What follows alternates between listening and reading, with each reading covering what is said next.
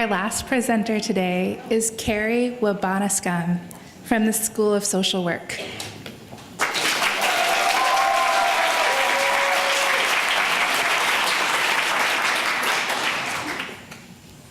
One life lost to suicide is one too many. Suicide is devastating. However, it is the most preventable kind of death. The prevention of suicide is possible.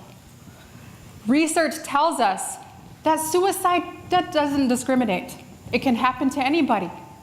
But some people are at higher risk than others. Most published studies about Native American suicide begin something like this. Native American suicide rates remain disproportionately high. Do you know why? I do.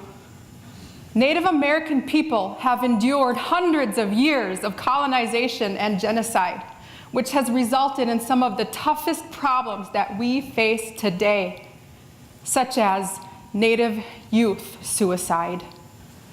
When our tribal communities lose a youth to suicide, we also lose hope and vision for the seventh generation for that youth. This means that they will never be able to pass along our culture and everything else that made them special to future generations. My research is guided by the 7 generations philosophy, which states, each decision that we make today will impact the next 7 generations and beyond.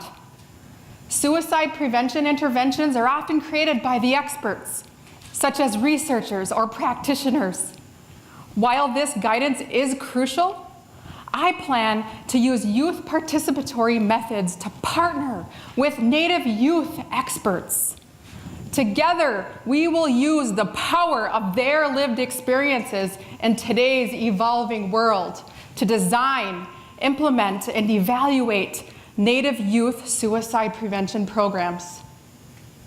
My research proposes that the collective expertise of tribal communities, community-based researchers, practitioners, and Native youth can stop Native youth suicide.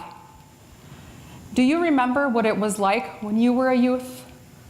I do. For me, it was the early 90s, during a time when human beings could survive without cell phones. Imagine that. Youth experience a very different world today.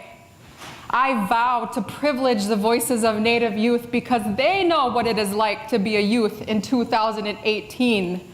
I don't. Thank you.